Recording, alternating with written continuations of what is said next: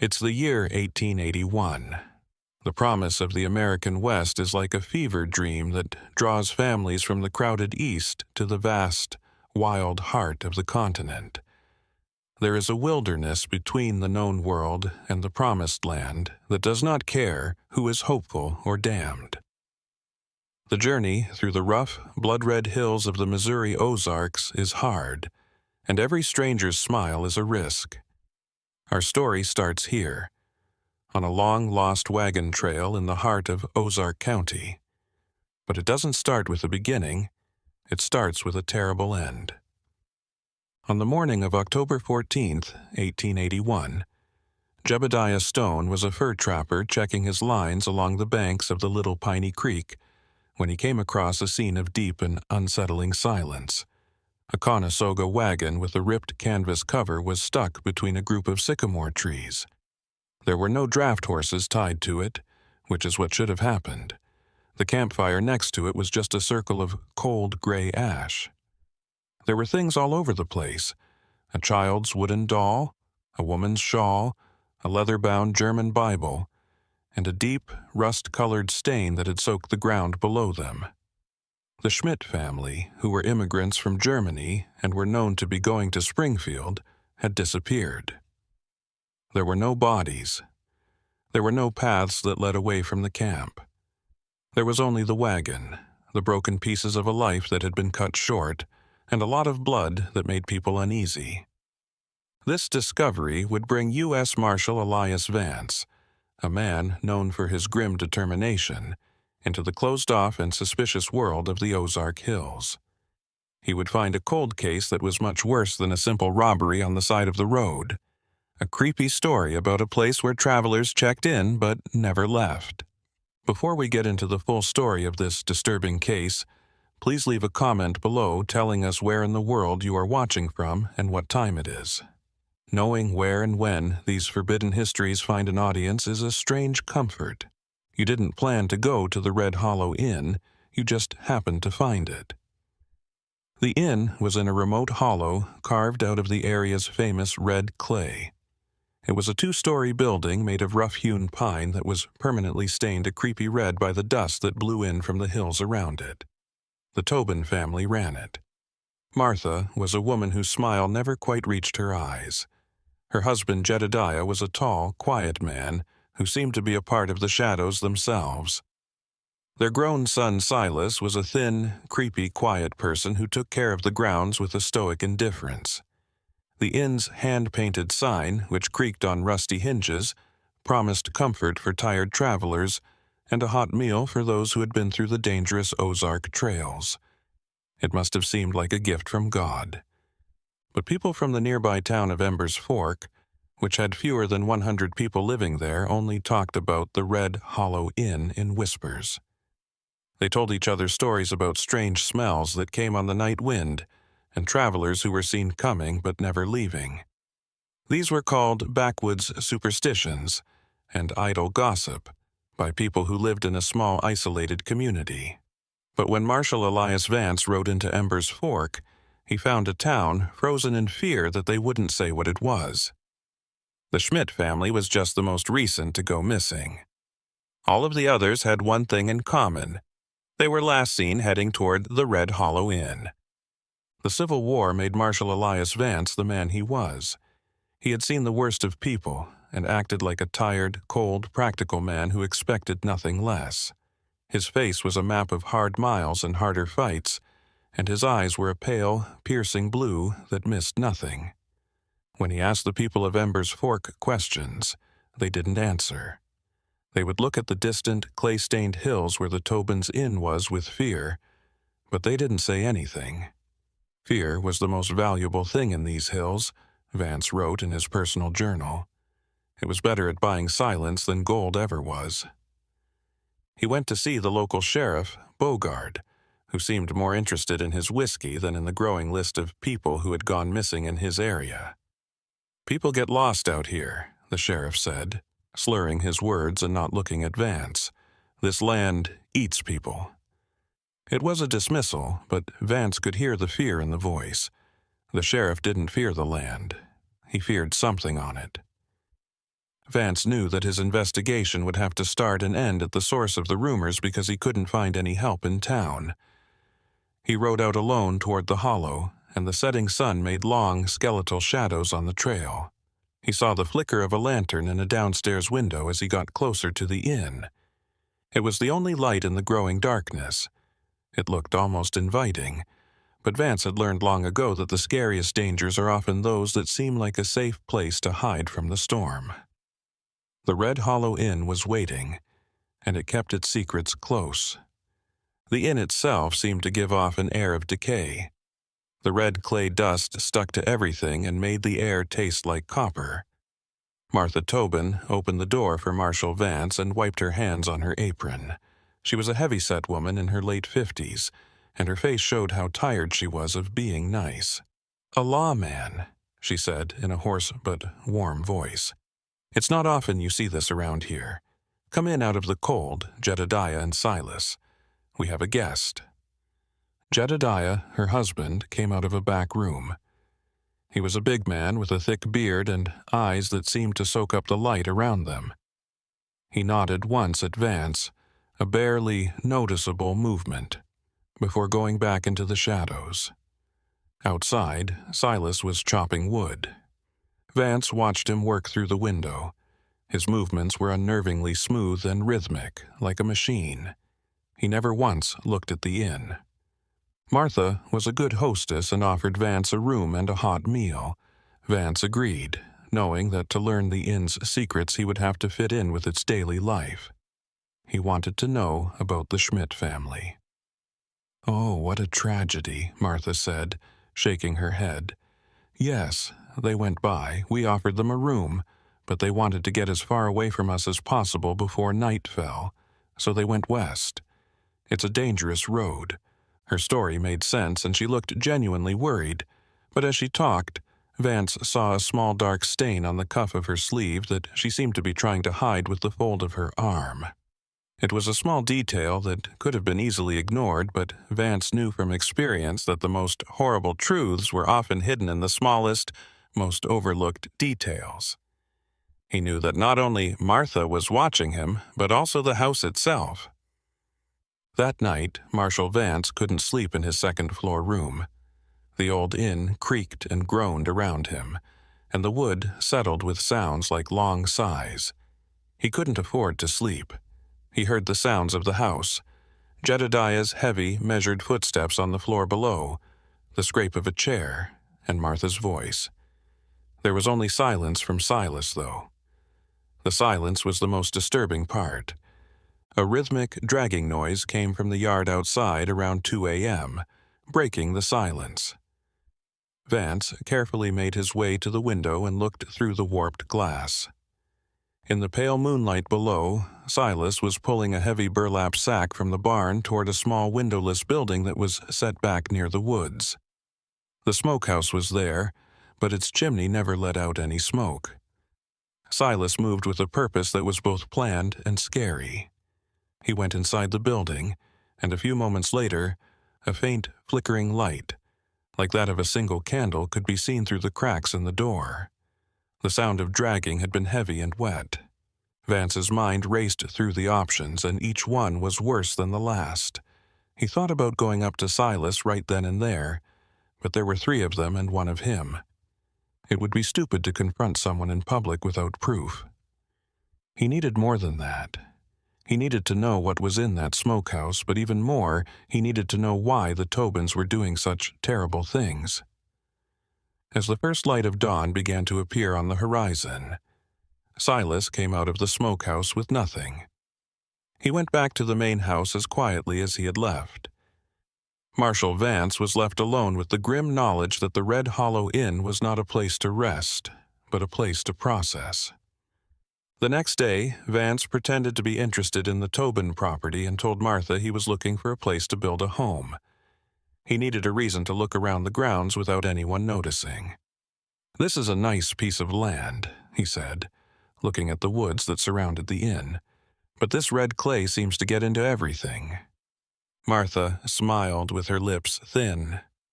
"The clay provides. It's the blood of the earth, Marshal. It holds what you give it." Her words had a meaning that made Vance's skin crawl. Vance walked toward the smokehouse while Martha was busy in the kitchen and Jedediah was fixing a fence. A heavy iron padlock kept the door shut. The air around it smelled strongly of lye, ammonia, and something else. A faint, sweet, sickly smell of decay that the chemical smells couldn't quite cover up. There was no smokehouse here. It was a place to store a different kind of meat. Vance walked around the small building because he couldn't break the lock without making noise. He found what he was looking for behind it, half covered in thorny brambles, a small, barred window near the foundation that was probably meant for ventilation. He carefully pulled the vines away. There was a lot of rust on the bars, but one of them was loose in its stone setting. He worked it back and forth until it broke free, all while being quiet and focused. The hole was small, just big enough for him to fit through. Vance could see very little in the dark, but what he could see was enough to confirm his worst fears. There were no hams or sides of bacon hanging from the rafters. Instead, there were pale, man-shaped shapes wrapped in canvas sheeting that were dripping a dark liquid onto the clay floor below. The horrible truth about the Red Hollow Inn was starting to come out. Marshal Vance knew he couldn't do anything about this discovery by himself. He needed proof that couldn't be questioned, and he needed help. He told Martha Tobin he had to leave because of urgent business in Springfield and promised to come back in a few days to talk about buying land. She seemed to believe him, and her calm demeanor never changed. "Travel safe, Marshal," she said, her voice cold and final. The ride back to Ember's Fork felt like a race against a growing sense of dread. It seemed like every shadow had Silas in it. Every gust of wind sounded like a quiet warning. He didn't trust Sheriff Bogard, but he was the only one who could help. Vance found the sheriff in his office, drinking whiskey to start the day. This time, Vance didn't ask for help. He demanded it. He talked about the Schmidt wagon covered in blood, the fear that was clear in the town, and the wrapped bodies hanging in the Tobin smokehouse. He made a clear pattern of disappearances that led straight to the inn. As Vance spoke, the sheriff's drunken stupor seemed to fade away, leaving behind a deep, soul-shaking fear. "You don't know them," Bogard said in a low voice, his hands shaking. "You don't know what they are." He finally admitted that years ago his young deputy had gone to the inn to look into a missing traveler and was never seen again. The sheriff was too scared to follow up. He was a broken man, haunted by how cowardly he was. Vance knew that he was really alone. He would have to choose a group of scared townspeople to help him, which would be hard. He also knew that leaving the inn was probably a bad idea. The Tobins were not stupid. They would know that something was wrong. The clock was ticking. While Marshal Vance was trying to get a group of people together in Ember's Fork, he learned that the name Tobin was a curse that kept men from talking and locked their doors. The fear was something that had been around for a long time. At that point, an old woman who was the town's midwife and healer came up to him. Elizabeth was her name. Her eyes showed that she had lived a long and hard life. "They're not right, the Tobins," she said in a voice that sounded like dry leaves. "Never have been. That land they built on is bad. Red clay is for pottery, not for foundations. It remembers every drop of blood it tastes." She told Vance that Martha Tobin wasn't from around here. Jedediah had brought her back from a forgotten part of the Arkansas mountains 30 years ago. People in Martha's Hollow called her a clay witch because she did folk magic that was against the law and needed blood and bones. She thinks the clay gives her power, and in return, she feeds it. The inn is just her altar, and the travelers are her sacrifice. The midwife also talked about Silas. He was born during the worst winter anyone can remember. He was a quiet, watchful baby who never cried. She said he didn't play with toys. Instead, he played with animal bones he found in the woods, making strange and creepy patterns with them. He was a tool for his mother's dark faith. Elizabeth's story sounded like the ramblings of a superstitious mind, but it fit with the cold, hard facts that Vance had started to find. This was more than just killing for money. This was something much older, something that was done as part of a ritual. The Red Hollow Inn was not just a trap, it was a place of worship for a horrible, earthbound religion. With Elizabeth's help, Marshal Vance got 3 men to join him: a blacksmith whose cousin had gone missing on that road 5 years ago, and 2 young farmhands who were either brave or stupid enough to face the Tobins. Even though it was a small group, they were determined because they had lost loved ones and were scared. They rode out at dusk with rifles and a grim determination to get to the inn after midnight. Finn, the blacksmith, told more stories about the area as they traveled. He talked about a secret cave system that ran through the hills behind the inn. The old people called it the Devil's Veins because it was a maze of limestone and red clay. He said that the inn cellar was thought to connect to these caves, which would let people or things move without being seen. Jedediah Tobin knows those caves better than any other man, Finn said in a low voice. When I was a kid, I used to hunt in them. If they need to hide something or someone, that's where it'll be. This new information made the plan even more dangerous. An attack on the inn could send them into a maze of tunnels below ground, where they would be at a deadly disadvantage. Vance changed his plan. They would sneak up on them, lock up the outbuildings first, especially the smokehouse, and then face the family in the main house. He wanted to catch them while they were sleeping and hit them with a sudden, overwhelming force that would stop them from escaping into the caves. But when they reached the top of the last ridge and looked down into the hollow, their blood ran cold. It wasn't dark and quiet at the Red Hollow Inn. It looked like there was a big party going on in every window. A thick, black, acrid smoke column came out of the smokehouse chimney. Vance knew that this was not a place where meat was ever cured. The Tobins were aware that they were coming. They weren't getting ready to run away, they were getting ready to greet them. The inn's atmosphere was uncomfortably cheerful. The thick, greasy smoke that now filled the hollow made the light coming through the windows look like it was writhing. It was impossible to describe the smell, a sickening mix of burning pine, chemicals, and cooked meat. Marshal Vance knew that this was a last-ditch effort to get rid of evidence. He told his small group to get off their horses and walk, rifles at the ready. There was no longer an element of surprise. Instead, there was a tense, theatrical standoff. When they got close to the clearing, the inn's front door creaked open. Martha Tobin stood in the doorway holding a lantern high in one hand. Her usual thin smile was gone, and in its place was a look of calm, fanatical peace. "We were expecting you, Marshal," she yelled, and her voice echoed strangely in the quiet night. "The clay told me. You don't believe in God very much. You've come to destroy our holy ground." Jedediah stood behind her with a huge, double-bladed axe on his shoulder. There was no sign of Silas. "You're under arrest, Martha," Vance yelled back, his voice tight, "for the murder of the Schmidt family and many others." Martha laughed in a high, thin voice that made people feel bad. "Arrest? You can't arrest a priestess in her own temple, Marshal. You are the trespasser here. The clay is hungry tonight. It has been so long since it has tasted the blood of the law." Vance and his men then realized how wrong they were. People thought the Tobins were criminals. Yes, they were. But that wasn't the main point. First and foremost, they were fanatics, and they weren't going to let anyone take them alive. The fight had become a holy war. The standoff broke. Jedediah let out a deep roar and ran off the porch, swinging the axe in a scary way. Finn, the blacksmith, raised his gun and shot.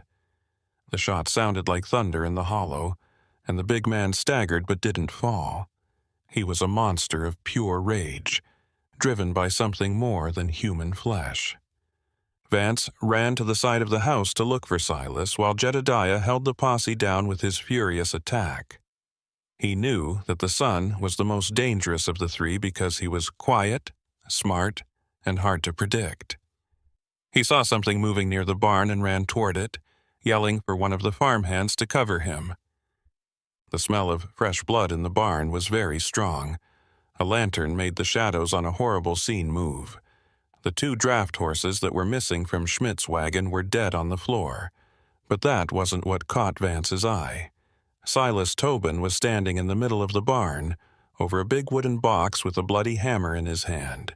He was hammering it shut. He looked up when Vance came in, and his eyes were blank, showing no fear or anger. They were the eyes of a craftsman who had to stop working. He didn't fight back. He just dropped the hammer and stood still while Vance pointed his gun at him. "What's in the box, Silas?" Vance asked, his voice hoarse. Silas didn't say anything. He just looked at the crate with a look that could have been mistaken for pride. Vance used his free hand and a nearby crowbar to pry open the lid, while keeping the barrel of his gun pointed at the boy. There were no people in the contents.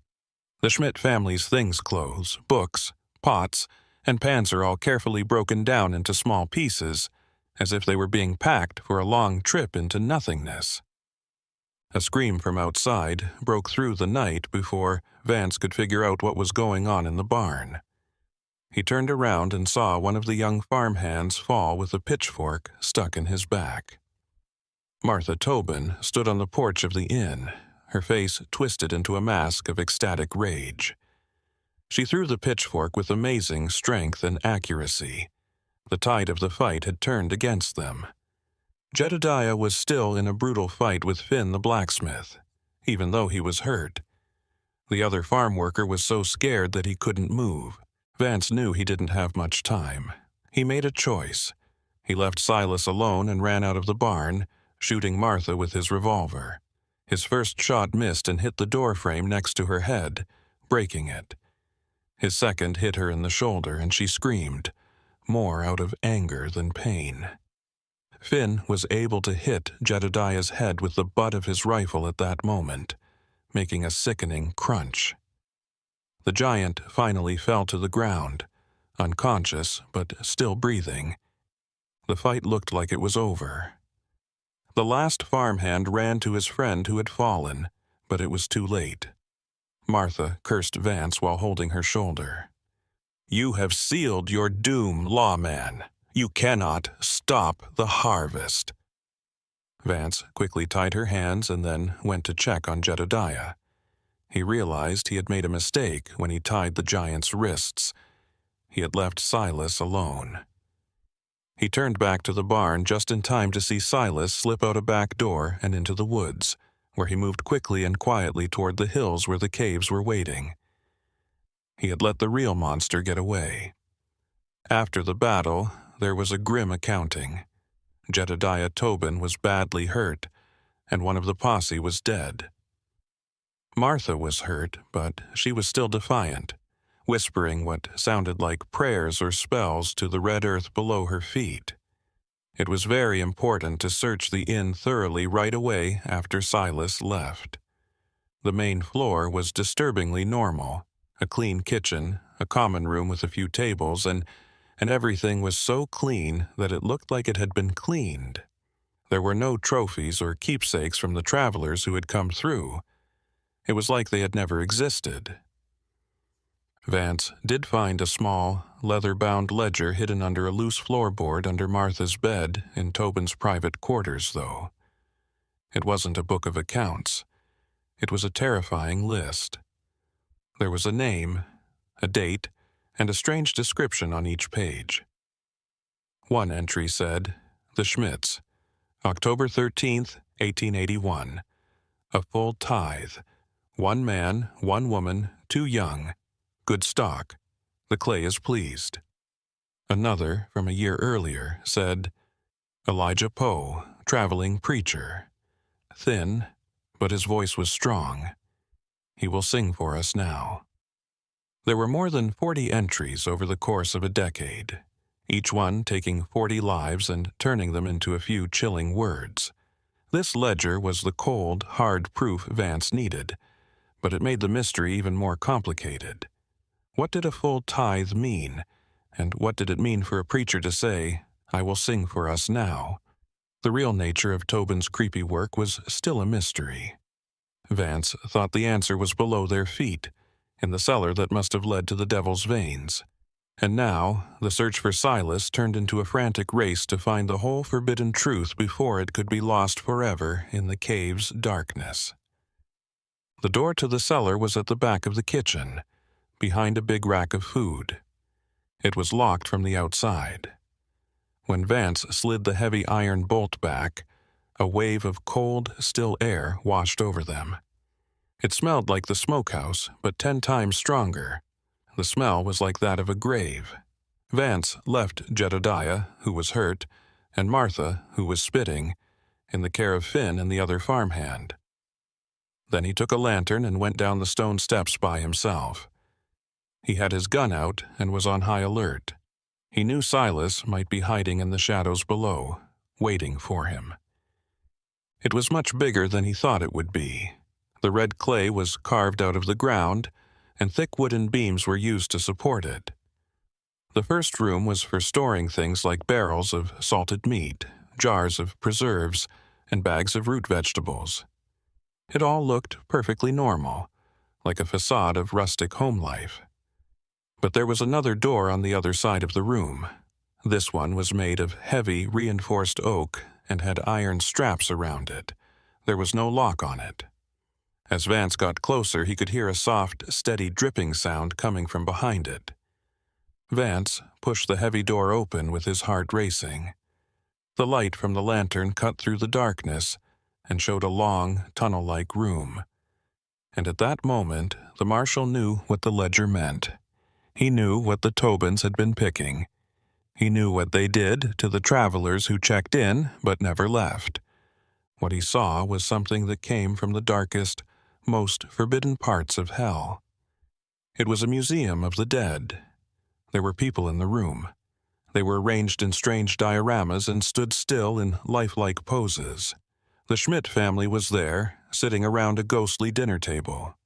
The father had his hand out as if to pass a plate. The mother had a calm, empty smile on her face, and the 2 children were frozen in play, holding a ball between them. But their skin wasn't skin. It was a thin, waxy shell that was stretched tight over their bodies. Their eyes were replaced with smooth river stones, and they stared blankly into the dark. This wasn't taxidermy. It was something else, something much more scary. They had been kept safe, encased. They had been hollowed out, filled with a mix of red clay and some unknown binding agent, and then covered in a thick, resinous substance that made them look sickeningly real. Vance thought the person standing in the corner was the traveling preacher, Elijah Poe. His mouth was open, his head was tilted back, and a song that would never end was stuck in his throat full of clay.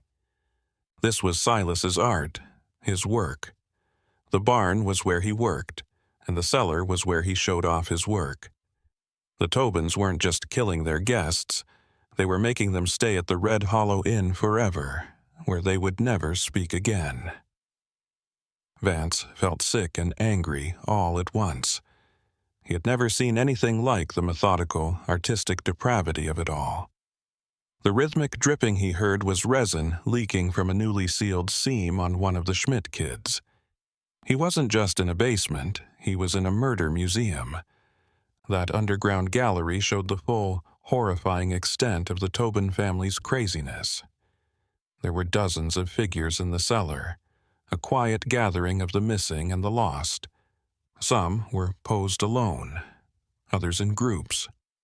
A lone prospector forever sifting through a pan of worthless stones. A young couple locked in a petrified embrace.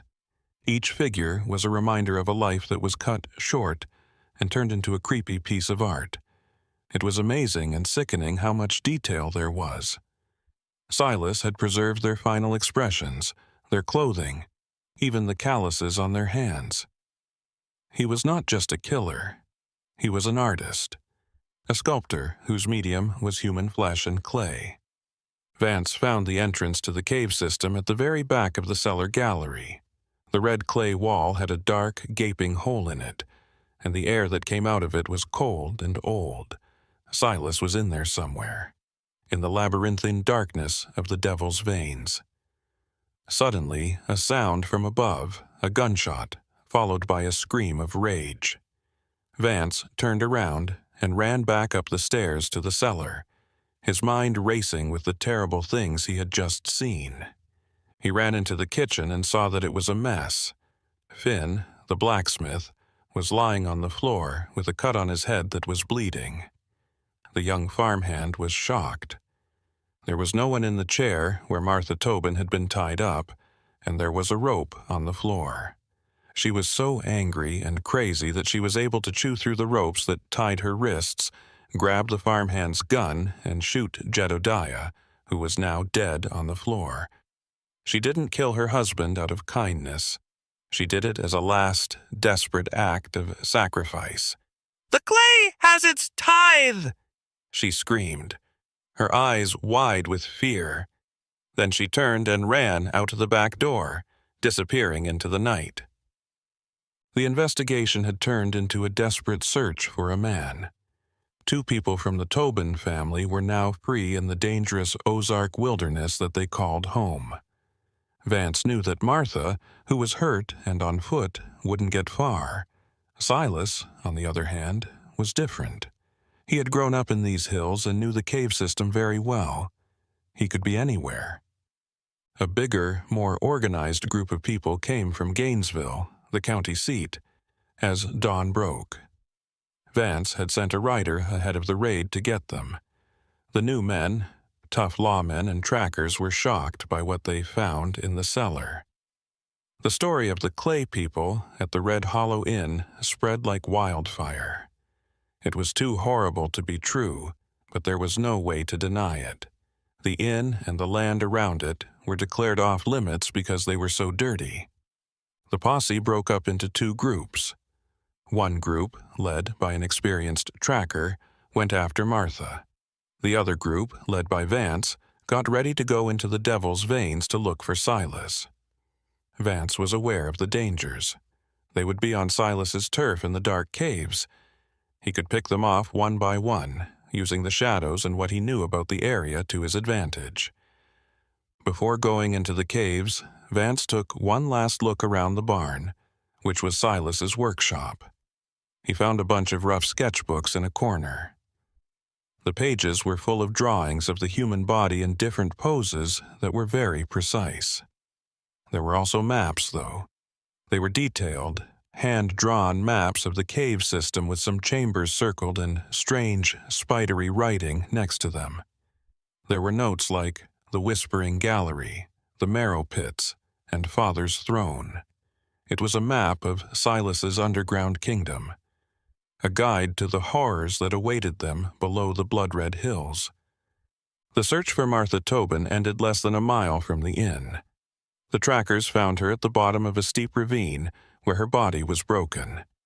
It was unclear whether she had fallen by accident because she was in a hurry, or whether she had jumped off the edge in a final act of defiance. Her death was the end, but not the solution. It made Silas the only person who knew the family's dark secrets. At the same time, Marshal Vance and his men went down into the devil's veins. The door to the cellar quickly led to a maze of narrow, twisting hallways. The air was cold and wet, and all they could hear was the sound of water dripping and their boots crunching on the gravel floor.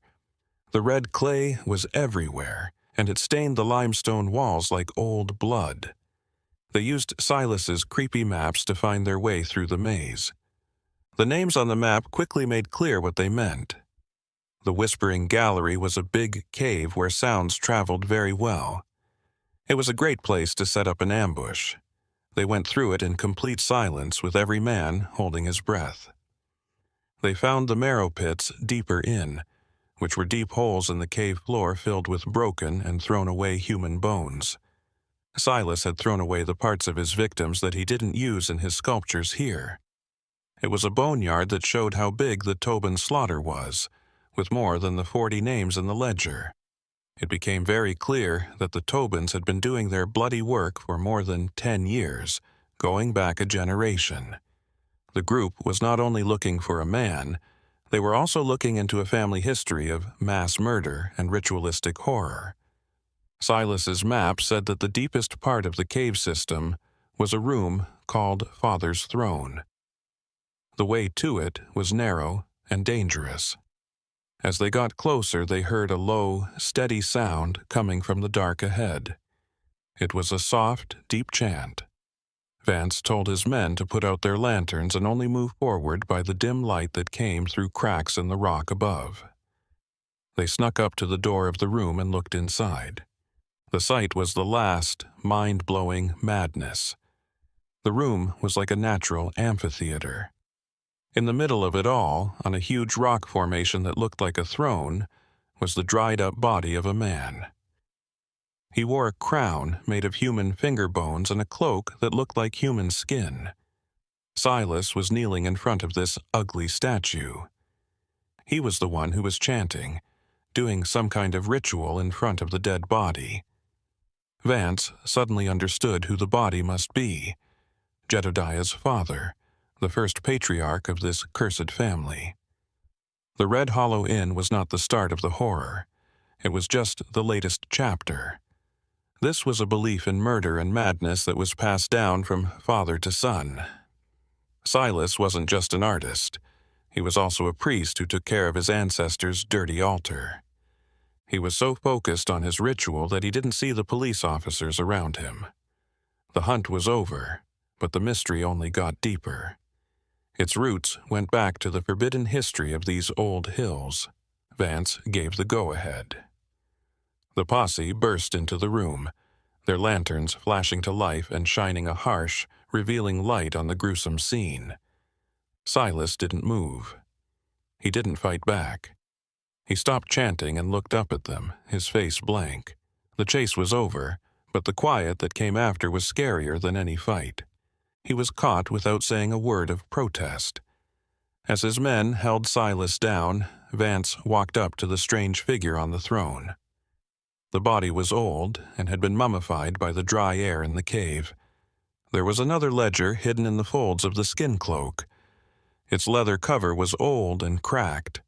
Another man's handwriting, which was likely Silas's grandfather's, filled this book. It was thin and cramped. The entries went back to the 1840s. It was a record of slaughter that made his children's work look small. It talked about catching runaway slaves, preying on native tribes that had to move west, and a long list of people who would have gone missing without a trace in the lawless frontier. The Tobin family's badness was a deep, fundamental part of this land. They weren't just killers. They were a family of predators, a cancer that had been growing in the heart of the Ozarks for 50 years. The Red Hollow Inn was only one of the places they hunted. This discovery had a huge impact. How many had they killed? 100, 200? The truth was hidden in unmarked graves and marrow pits all over the Devil's Veins. The case of the missing Schmidt family had opened up a history of pure, unadulterated evil that no one could understand. The posse came out of the caves into the light with Silas in chains, blinking like men who had just woken up from a bad dream. They would never forget the terrible things they had seen. Silas didn't say a word. His eyes were distant, as if he were still in his underground kingdom talking to his ancestors. He was taken to the county jail in Gainesville to wait for his trial. The Red Hollow Inn was put under permanent guard, and the hard work of going through its contents began. The clay people in the basement were a strange and scary problem. They were proof, but they were also the broken bodies of people who had died. People called priests, but even they didn't know how to deal with such a desecration. Eventually, it was decided that the figures would be photographed and written down for the trial before being buried. A mass grave was dug on a holy piece of land miles from the inn. It took a long time and was very sad to get the clay figures out of the cellar. They were all taken outside into the sun, where their frozen, lifelike poses were a final, silent testament to the insanity that had made them. Even the toughest cops cried when they saw the Schmidt family, who were stuck in their last moment forever. The whole hollow seemed to be cursed, and the air was heavy with the terrible things that had happened there. The authorities finally came to the conclusion that fire was the only way to really clean the area. The Red Hollow Inn, its barn, its smokehouse, and everything else inside were all going to be burned to the ground. This was meant to heal a deep wound in the Ozarks landscape. The trial of Silas Tobin was a big deal, with reporters coming from as far away as St. Louis and Kansas City. The newspapers were full of stories about the Clay cannibals and their Museum of the Dead. Every day, people who were morbidly curious filled the courtroom. Through it all, Silas sat in a cage built specially for him in the center of the room, utterly impassive. He would not talk. He wouldn't answer questions from the judge, the prosecutor, or his own lawyer, who was appointed by the court. He just looked straight ahead, his face blank. The prosecution, led by a fiery lawyer named Marcus Thorne, made a strong case. They had both the old and new ledgers. They had pictures of the horrible gallery in the cellar. They had Marshal Vance's and the other posse members' testimony. They had the marrow pit's bones. The proof was clear. But Alistair Finch, the young and ambitious defense lawyer, tried a new and risky approach. He said that Silas wasn't a criminal in the usual sense. He was the result of a generation of craziness and a bad upbringing that had made his mind so twisted that it could never be fixed. He said that Silas wasn't bad, but crazy, and that instead of being hanged, he should be sent to an asylum. Finch told the jury, "This man is a monster, but he's a monster that was made, not born. Can we really hold him responsible for a sickness that has been passed down through his family for generations?" The trial turned into a debate about what evil is. Is it a choice or an inheritance? Marshal Elias Vance gave the most convincing testimony at the trial. He got on the stand and in a low, steady voice told the jury everything about his investigation, from the first time he saw the blood-soaked Schmidt wagon to the terrifying discovery in the cellar and the last fight in the cave. He showed the court Silas's sketchbooks, which had detailed drawings of the body's parts and creepy maps of his underground world. A hush fell over the courtroom as he talked about the clay figures. He talked about the Schmidt kid's empty, river-stone eyes and the preacher's mouth that was both silent and screaming.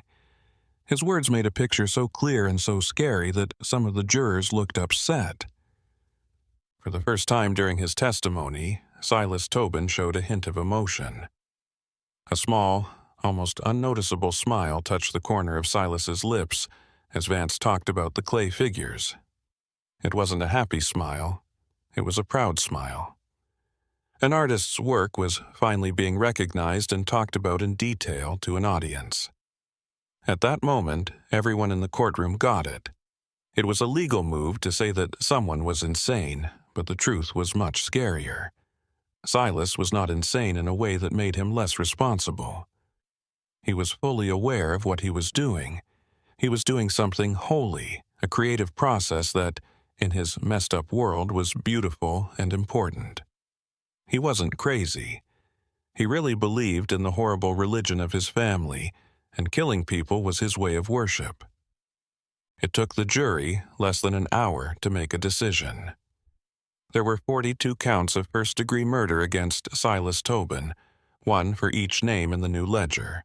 The judge, who looked very serious, told him to hang by the neck until he died. The execution was set to happen in 3 weeks. During the verdict and sentencing, Silas stayed calm. His brief moment of pride was gone, and he was once again staring blankly. Everyone in Gainesville let out a sigh of relief. It looked like justice would be done. They would kill the monster. The night after the sentencing, Marshal Vance went to see Silas in his cell. He needed to hear one word from the man whose crimes were worse than anything he had ever seen. He saw Silas sitting on his cot and staring at the stone wall. "Why, Silas?" Vance asked in a voice that was barely a whisper. "Why did you do that?" Silas didn't say anything for a long time. The silence was thick and heavy. Silas then spoke to the marshal for the first and only time in a voice that was shockingly soft and raspy from not being used. He whispered, "You can't kill a memory," still staring at the wall. "The clay remembers everything. It holds them. They are safer now than they ever were in life. They are home. They are beautiful, and they are forever." After that, he was quiet again, and no amount of questioning could get him to say anything else. That night, Vance left jail with a cold certainty that killing Silas Tobin would not be the end of the story. It would only kill the artist, not the art, and definitely not the horrible idea that made him. The story of the Red Hollow Inn and the Tobin dynasty of death should have ended there, with a guilty verdict and an execution date. But the Ozark Hills don't want to forget their horrors right away. 2 weeks before Silas was supposed to hang, something strange happened. At dawn, the only guard on duty at the Gainesville jail was found unconscious at his post. He hadn't been attacked. Later, the jail doctor would say that it looked like he had just fallen into a deep, unnatural sleep. He still had the keys to the cells on his belt. The heavy iron bar door to Silas Tobin's cell was locked, but there was no one inside. Silas Tobin was gone. There was no sign of a breakout. The cell's only small window was closed and locked. The walls made of stone were strong. It was like he had turned to dust and blown away on the wind that night. The area went into a panic right away. How could a man get out of a locked cell in a jail that was being watched? The people in town, who had been superstitious for generations, had their own ideas. They said that the clay itself had taken him back, and that his mother's forbidden magic had reached out from the grave to take her son away. Lawmen laughed at these ideas, but they couldn't think of any other reasons. The biggest manhunt in Missouri history began. Posses searched every inch of the Ozarks. They went back to the Devil's Veins and searched them again, going deeper this time. They didn't find anything. No tracks, no broken branches, and no sign that he had passed through. Silas Tobin had left the world just as quietly and completely as his victims had. One of the most disturbing and talked about cold cases in American history is the disappearance of Silas Tobin from a locked cell. Marshal Elias Vance was a logical and reasonable man, but he had to deal with things that didn't make sense. He looked into every part of the jailhouse very carefully. He learned that the guard on duty that night, a man named Miller, was known for being a deep sleeper. Miller, on the other hand, swore that he hadn't been asleep but had instead been hit by a sudden, paralyzing sleepiness that he had never felt before. He remembered a strange, sweet smell in the air right before he passed out. This piece of information led Vance to a scary idea. He remembered the stories about how Martha Tobin knew a lot about herbs and folk medicine. Could she have had an accomplice? Someone on the outside who had put a strong sedative in the air of the jail? Or, even more frightening, did Silas, who knew a lot about nature, somehow get or make such a compound himself? The question of how he got out of the locked cell was still there. Some detectives thought he was a master contortionist who could fit through the small food slot in the door. Some people said that he had help from inside and that someone in the town secretly followed the Tobins' dark faith. Vance followed up on every lead, but none of them went anywhere. The escape was a perfect crime that couldn't happen. It turned Silas from a simple serial killer into something more. A boogeyman, an evil force from beyond that could break through walls and locks. The fear he caused in life was nothing compared to the fear he caused in death. After Silas Tobin's impossible escape, a dark legend grew in the Ozarks over the next few years. People would whisper Silas got him whenever a traveler or a hunter went missing in the woods. He became a symbol of the dangers of the wilderness, a scary story told to scare kids and adults. People avoided the land where the Red Hollow Inn used to be because they thought it was cursed. People said that on nights when there was no moon, you could see strange lights moving deep in the hills where the entrance to the Devil's Veins was hidden. They also said that sometimes the wind carried the faint sound of a hammer hitting stone. Marshal Elias Vance never stopped looking. It became his own personal obsession, a ghost that followed him around for the rest of his career. He looked into dozens of reports of Silas being seen all over the country. For example, there was a quiet farmhand in Oregon who looked like him, a reclusive artist in the Colorado mountains who worked with clay, and a silent dock worker in New Orleans. None of the leads ever led to anything. Silas Tobin had turned into a ghost, leaving no sign of his continued existence. Vance retired in 1905, tired but with many awards. In his last report on the Tobin case he wrote, "I don't think Silas Tobin ran away from the Ozarks. I think he just went back to the only home he has ever known, the deep, dark earth. He is still in those caves working on his family's work and making his art in the silence and darkness. He is not gone. He is just waiting." The Red Hollow Inn's story didn't end with the fire or Silas's disappearance. It became a part of the culture of the area, leaving a permanent mark on its history. In 1922, a group of curious and brave college students from Springfield decided to camp for a night near the old inn site to see if the local legends were true or not. No one ever saw them again. A week later, someone found their old campsite. There were no signs of a fight and no proof of foul play. All of their things were there.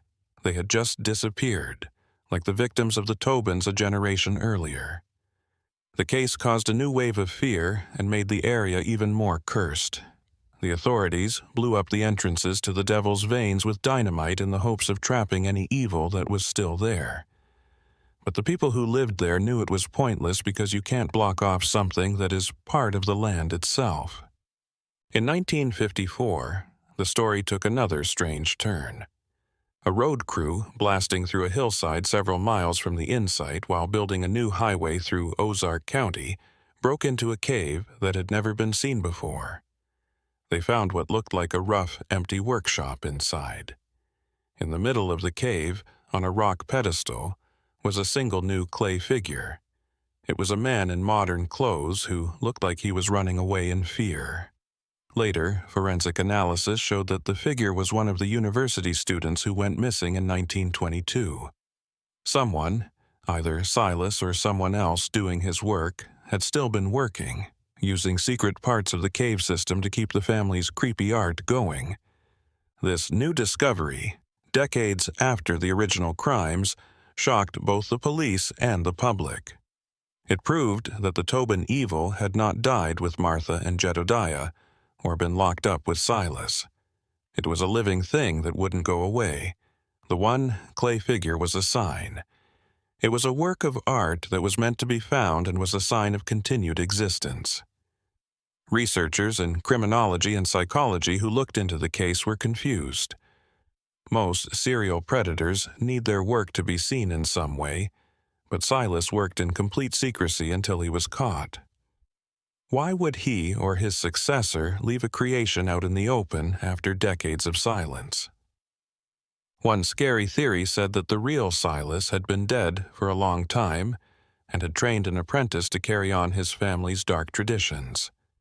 Before he was caught, had he fathered a child or found a follower, another lost soul drawn to his dark religion? This idea scared them even more than the thought of an old Silas still hiding in the caves. It suggested that the Tobin family was not a bloodline, but a mimetic virus, a group of scary ideas that could spread to other people and live on forever. The bad things that happened at the Red Hollow Inn weren't just stories from the past. They could happen again in the future. The FBI, which had just gained more power, took over the case and officially reopened the Tobin case file, which was almost 75 years old at the time. But they were looking for a ghost, a story with no beginning other than a scary statue of a student who had died a long time ago. The FBI's investigation in the 1950s used forensic methods that weren't available during Vance's time. They looked at the clay and resin that were used to make the student's figure and compared them to samples from the original clay people that had been kept as evidence. The chemical signature was almost a perfect match. The methods, the materials, and the style of art were all the same. This led away from the apprentice theory and back to Silas himself. Is it possible for a man in his late 90s to still be able to do things like that? It didn't seem likely, but it wasn't impossible. The investigation eventually led to a new look at Silas's impossible escape. A retired engineer who looked at the plans for the old Gainesville jail came up with a new idea. The jail was built on top of a natural spring. He thought that over time, the spring might have worn away a sinkhole under Silas's cell, making a secret way into the underground water system that could have linked to the devil's veins. There was only a 1 in a million chance that it would work, but it was the first logical reason for the disappearance. If this were true, it meant that Silas hadn't disappeared. He had just gone underground, into a world he knew better than anyone else. He had been there all along, a hermit in a dark kingdom, who only came out when his twisted artistic urge needed a new medium. The FBI used new technology to search the caves in great detail, but they didn't find anything. The maze was too big and too hard to figure out. Silas stayed a ghost. The case went cold again, leaving behind a legacy of fear and a bunch of scary questions that were never answered. If you like learning about the darker parts of history, sign up for The Sealed Room right now. There are a lot of stories that are still hidden and waiting to be found. Your support helps us keep digging. This is the last and possibly most disturbing chapter in this dark story. In 2011, a group of urban explorers got a special permit to enter the sealed Devil's Veins cave system for a documentary project. They had high-tech spelunking and mapping gear. They were determined to be the ones to finally figure out what happened to Silas Tobin. They mapped the maze for 2 weeks, and their helmet cameras recorded thousands of hours of video. Just like the old report said, they found the marrow pits and the room where Father's throne was. But then they discovered something else. They found a secret passage behind a fake wall of rock and clay that led to a part of the cave system that wasn't on any of Silas's original maps. It was a room where people lived. There was a rough bed made of pine needles, a bunch of tools, and a set of shelves carved into the wall. There were dozens of new sketchbooks on these shelves, and the drawings in them were just as accurate as the ones in the originals. The artist kept working on his craft by watching animals and, probably, people move from a place where they couldn't be seen. There was a finished piece on a small table in the middle of the room. It wasn't a whole person. There was only one hand, and it was perfectly preserved. Its fingers were delicately posed as if they were reaching for something just out of reach. Finding the secret room showed that someone had been living in the caves long after Silas went missing. But the most terrifying thing was still to come. The explorers found another ledger in the back of the room. This one was new and started in 1955. It was a diary. The writing was shaky, which made it clear that it was from an old man, but the tone was clear. The journal wasn't a list of victims. It was a philosophical essay about the author's religion and art. He wrote about how life is ugly for a short time and how stillness is beautiful forever. He called the people he had saved from the pointless decay of life the chosen people, and said that they had become immortal art. It was exactly 100 years after the Red Hollow Inn was discovered that the last entry was made. The centennial is upon me. My hands tremble now. My work is almost done. The clay calls for its artist. I have found a worthy student. He does not share my blood, but he shares my soul. He understands the beauty of the stillness. I have taught him the catechisms. I have shown him the rituals. The memory will not die. The clay will be fed. The journal confirmed the scariest theory of all. Silas had found someone to take his place. He had left behind a legacy. He died in the early 1980s, but his evil lived on. The hand on the table was probably made by this new, unknown artist as a graduation piece. The Tobin case was not a cold case. It was an active, ongoing conspiracy of murder, art, and insanity. The journal and the preserved hand scared the police and the public even more. The media called him the new Tobin, or the Silas Apprentice. He was out there somewhere. Had he kept working in the Ozarks, or had he moved his creepy skills to another place? Criminologists looked at the journal in order to make a psychological profile. They figured that the apprentice was probably in his late 60s or 70s by now, and that he was a patient, careful, and very smart predator. This new artist could move around, unlike the Tobins, who were stuck in one place. This made him much harder to find. The journal gave one last hint that was hard to understand. There was a drawing of a bird on the last page. It was a type of raven that only lives in the Pacific Northwest. Did Silas send his student away? Was this a clue about where the new artist had set up his own gallery, or was it just a doodle that didn't mean anything?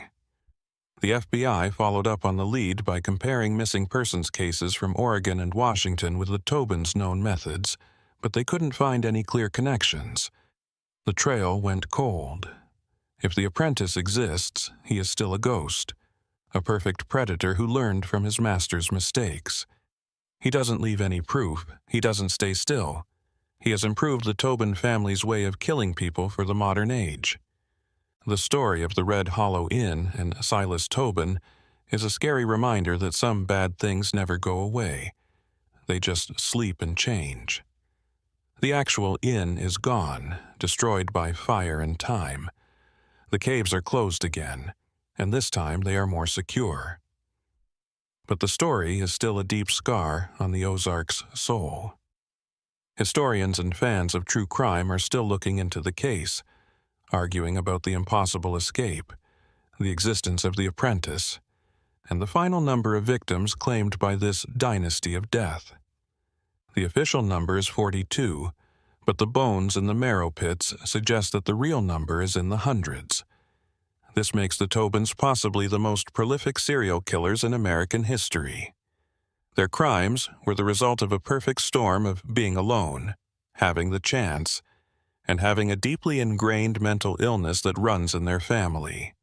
They came from the harsh, lawless frontier, where a simple, welcoming sign could hide the darkest things from view. The story shows how brave Marshal Elias Vance was when he was the only lawman who went into the heart of darkness and wouldn't back down. But it also shows how scary it is that he only cut off one branch of a deeply rooted, poisonous tree. What happened to the apprentice? Does he keep working on his master's work, collecting his own for a secret gallery in the middle of the vast American wilderness? Or did he take the legacy with him, and the Tobin clan's dark catechism finally stop? We might never find out. In many ways, the case of the travelers who checked into the Red Hollow Inn but never left is still open. This is a cold case that has been going on for more than 100 years and still affects us today. It makes us think about how thin the line can be between hospitality and horror, and between art and atrocity. And it leaves us with one last scary thought. Monsters are real, and they don't always stay in the dark. They might live just down the road in a house with a light in the window, where they wait patiently for tired travelers to knock. In places where such deep darkness once lived, the whispers of the past never really go away. The red clay of the Ozarks still remembers and is still waiting.